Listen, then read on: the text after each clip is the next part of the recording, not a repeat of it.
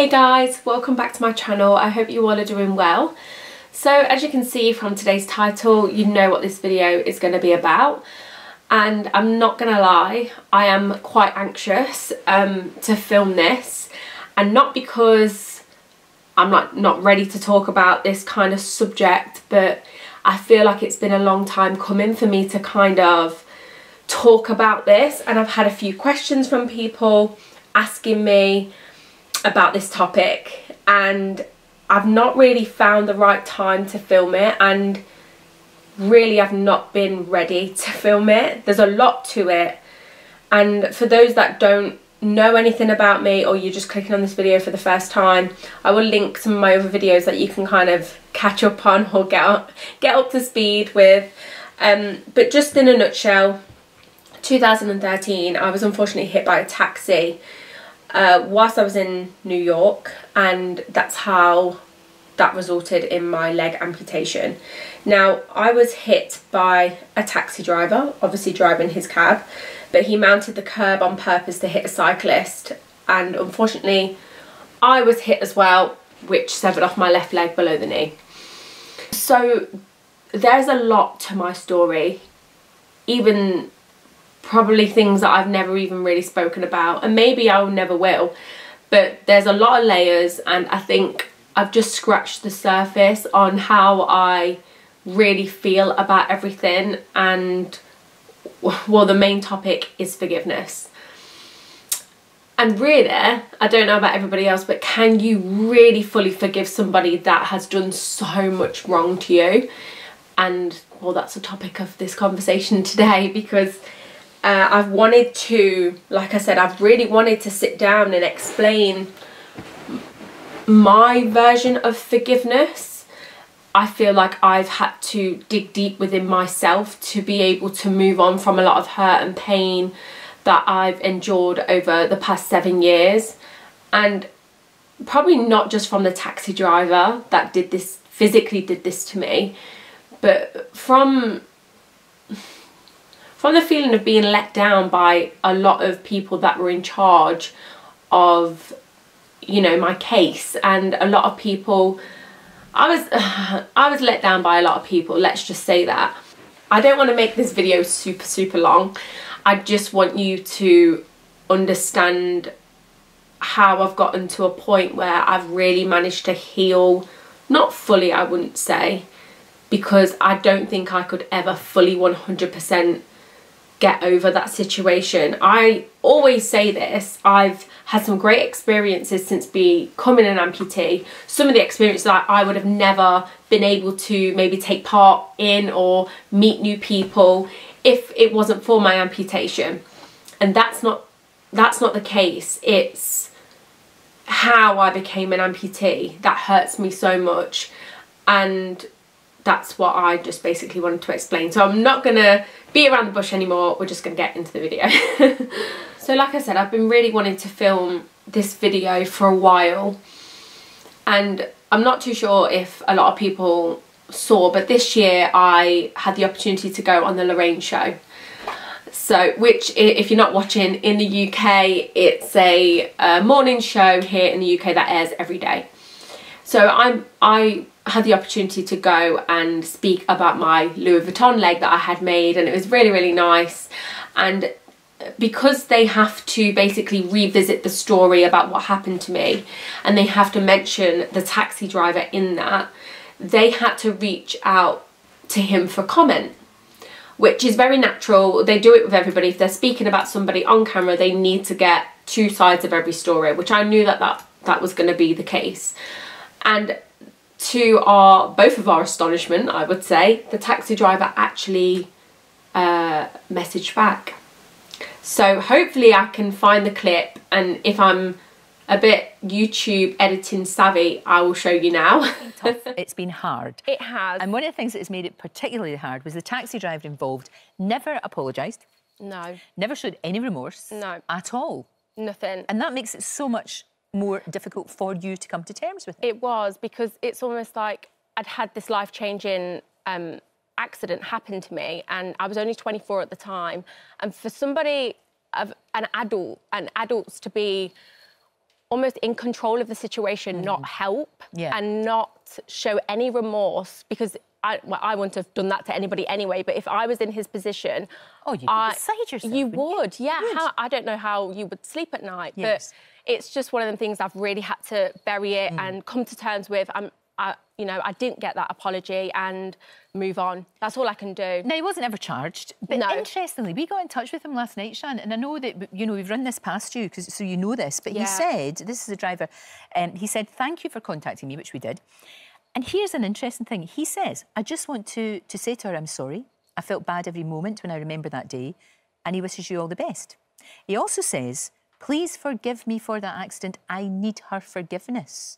And he wants to know what you would say to that. Now, this is a real development, because he's never said this before. No, he hasn't. Does that in any way make you feel a little bit, even a small bit better, or how do you feel about it?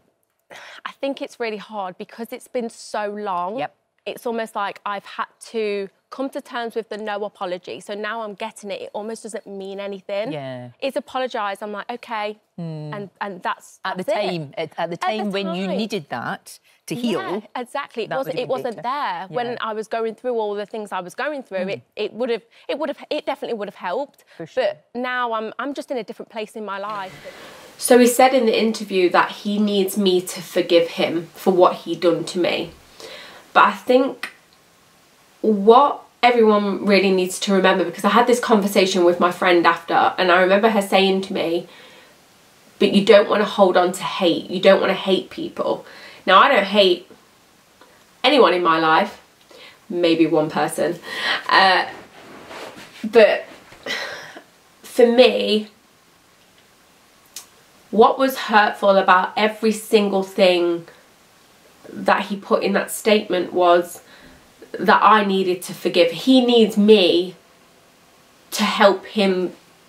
I don't know what he needs me to forgive him for, because over the past 7 years that's not been the case, and I'm going to tell you why. When he hit me with that taxi, he didn't even get out the car to see if I was okay. He stayed in his car. Yes, he was probably in shock, but I'm sorry, if you are willing to drive your taxi into a pedestrian area where there are people just walking down the street enjoying their day, and you have this split second of anger that you physically want to hit somebody with your car. Now, I know road rage is a massive thing, had it myself.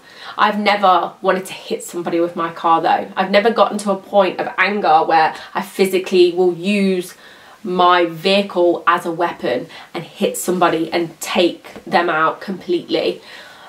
That I've never experienced. So for him to have gone through that and then hit me and the cyclist that he intended to hit, and he didn't get out the car to see if I was okay,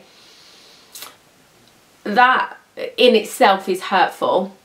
But for then, I don't know if a lot of people know this, but he then went on to, you know, say he was a lousy driver and said it was an accident. And like, come to it now, I mean, I don't even like to call it an accident. I call it a crash more than anything.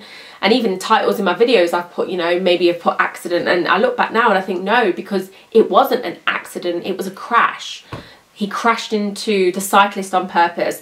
He wasn't, he had no care in the world of who he hit, because I don't know if a lot of people know, but there were a group of people walking in front of myself and my friend, and you know, one of the people had a baby in a pushchair. Now if that baby was hit of the speed of what I was hit to sever off my leg, that baby would have had no chance of survival. So it really angers me, and it's took me a lot to basically sit here and chat about this, because you can imagine over the years this is an angry topic for me, but I've managed to get to a point now where, you know, I'm not angry because I've had to find my own way of dealing with this, and nobody else gave me that. He didn't give me that. Nobody else gave me the strength to sit here and film this or you know, show myself how I show myself. Nobody gave me that strength, but I gave that to myself. And that's a massive, massive achievement for me, because I didn't get a sorry then. You know, he might have, yeah, held a little press conference outside of my, you know, hospital, and not a lot of people know, but the press was crazy. Like, you have no idea the types of lengths that people were going to take a photo of me in my hospital bed. I had to have 24-hour security outside my intensive care room at the hospital because of how crazy this was. And the press conference he held outside the hotel with his sheepish face, looking down at the floor, was all bull. It wasn't genuine. It wasn't sincere. He lied to get out of really facing consequence to basically nearly killing me. And that's where I become angry, and I can hear it in my voice now, so I'm gonna sit back a little bit. But I can find my smile, and I can, you know, laugh about it. If I was talking about this even 2 years ago, I'd have been breaking down crying. You would have had a different person speaking on this camera right now. But I'm very in control of myself, and I'm very in control of my emotions. And you know, but it is hurtful. It is really, it's a hard thing to go through life knowing that somebody, yes, I know he didn't intentionally, like, for me, hit me, but he hit that cyclist on purpose with no care in the world of who else he hit. And that so happened to be me. So, but the whole point of me even making this video is because I don't want anyone to ever feel like you need to forgive someone for something absolutely awful that they have done to you. And it doesn't matter, I'm not saying somebody has to hit you with a car or anything like that, but they can do something to you really emotionally and put you in a state of, you know, depression or anxiety. And, you know, just because they're maybe ready to talk, or they're maybe ready to, you know, want to build a relationship back with you, and I think you know what I'm saying, you don't have to. It's up to you, because at the end of the day, we are our own people. We go through different emotions to another person, and you don't have to understand it. You just need to do whatever you want to do, because people are vile. People say hurtful things to people every single day, and people are not aware that words cut like an absolute knife. And anyone that trolls anyone, and like, they're just vile humans. That's all I want to say about that. But they are, and it's really sad that sometimes we're put in a position maybe to say, oh, you need to forgive that person because, you know, because of Christmas gatherings, because of, you know, these meetups that we have, it's going to be awkward if you don't forgive that person. No, it's not. No, it's not. And it angers me that people would actually say that to people, because there's certain situations in your life, and there's certain human beings that don't deserve your time, energy, or anything. And that brings me down to, you know, do I forgive the taxi driver for what he did to me? I think, like, I'm not angry. I don't, and it's weird, I don't hate him, but I feel nothing for him, and I don't know what's worse. Do you rather hate somebody because you've got a feeling of hate, or if somebody said to me, I actually don't feel any ounce of nothing towards you? I'm not too sure which one's worse. Whew. Also, another thing that I wanted to add was I actually filmed a documentary. I mean, we finished filming, was it last year? I don't think yeah, I think it was last year. And they actually met the taxi driver whilst they were in New York getting like footage for the documentary, and I went as well. They met up with the taxi driver, and whilst interviewing him, he couldn't say sorry on camera. He couldn't say sorry to me then, and we're talking 2016. So he was basically saying that he'd lost everything. He'd lost his job, he'd lost his house, he lost his wife, family. I don't really know how or why that was the case, because after he hit me, 30 days, he was allowed to drive a taxi again and just blend in like everybody else. But obviously that wasn't the case for me, but he got that opportunity to go on and rebuild his life. So I can only imagine all the downfall or whatever it is to all his problems came down to himself. Nothing to do with the crash, nothing to do with me or anything like that. And he was trying to say that, you know, my leg didn't mean anything and his family meant more. Losing his family meant, he's saying something like that.